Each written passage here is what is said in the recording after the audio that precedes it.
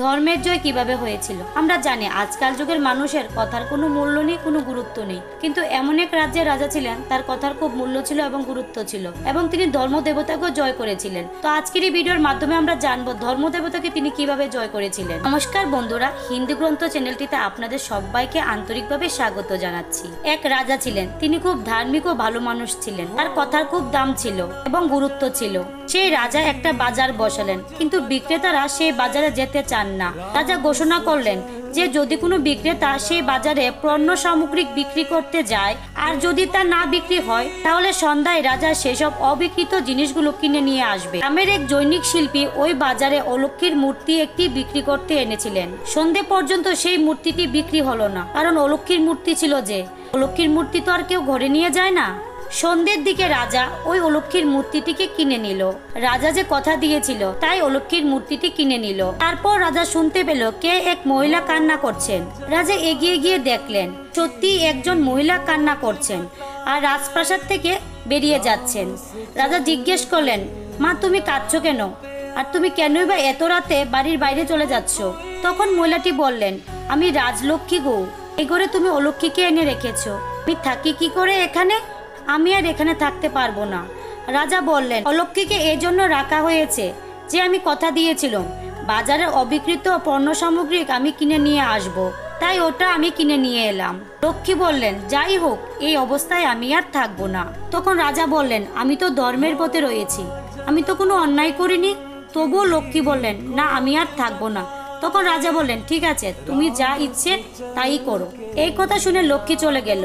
কিছুক্ষণ বাদে রাজা খটখট শব্দ শুনতে পেল, মনে হলো যে জুতুর শব্দ। রাজা এগিয়ে গিয়ে দেখলেন একজন পুরুষ বেরিয়ে যায় রাজপ্রাসাদ থেকে। রাজা জিজ্ঞেস করলেন, কে আপনি? পুরুষটি বললেন, আমি নারায়ণ।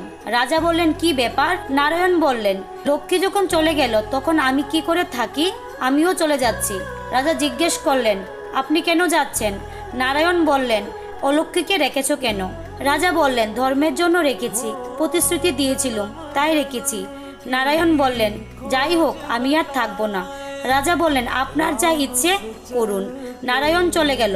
তারপর ছোট বড় মাঝারি ধরনের সকল দেবতাই একের পর এক চলে গেল। রাজা বললেন, ঠিক আছে, যার যা ইচ্ছে করুন, ধর্মদেবতা আমার সঙ্গে আছে। অনেকেই চলে যাওয়ার পর শেষে আরেক দেবতা বেরিয়ে যাচ্ছেন। তখন রাজা জিজ্ঞেস করলেন, আপনি কে? তখন তিনি বললেন, আমি ধর্মরাজ। রাজা বললেন, আপনি কেন যাচ্ছেন? তখন ধর্মরাজ বললেন, সব দেবতারা যখন চলে গেল, নারায়ণও চলে গেল, লক্ষ্মীও চলে গেল, তখন আমি কি করে থাকি? কোনো দেবতাই তো নেই।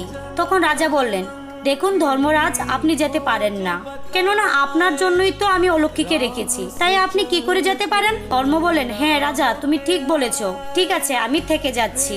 তখন ধর্মরাজ থেকে গেল। এরপর নারায়ণ ফিরে এলেন, বললেন, রাজা দরজা খোলো। রাজা বললেন, কে আপনি? নারায়ণ বললেন, দরজা খোলো রাজা। রাজা দরজা খোলো। রাজা বললেন, কেন? নারায়ণ বললেন, রাজা দরজা খোলো, ধর্ম যেখানে থাকবে নারায়ণও সেখানে থাকবে। তখন রাজা নিজের সুরক্ষা সৈনিকদের বলেন, আচ্ছা দরজা খুলে দাও। দরজা খুলে গেলে আর নারায়ণ ধীরে ধীরে ভিতরে চলে গেল। তারপর দেখা গেল ঘুমটা মাথায় দিয়ে এক মহিলা ভিতরে ঢুকছেন। রাজা তখন জিজ্ঞেস করলেন, তুমি কে?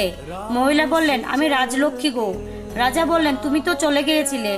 রাজলক্ষ্মী বললেন, নারায়ণ যেখানে থাকবে আমিও তো সেখানেই থাকবো। রাজা তখন সুরক্ষা সৈনিকদের বললেন, ঠিক আছে, ওনাকেও আসতে দাও। উনি এলেন। তারপর ছোট বড় মাঝারি ধরনের সব দেবতারা ঢুকতে লাগলেন, কেউ সদর দরজা দিয়ে, কেউ বা খিড়কিও দরজা দিয়ে। আর সবাই বলতে লাগলো, যেখানে ধর্মদেবতা আর নারায়ণ আছে সেখানে আমরা সবাই থাকবো। আর এভাবেই রাজা ধর্মদেবতাকে জয় করেছিলেন। আজকের এই ভিডিওটি যদি আপনাদের কাছে ভালো লেগে থাকে, কমেন্টে জয় শ্রীকৃষ্ণ লিখে দিবেন।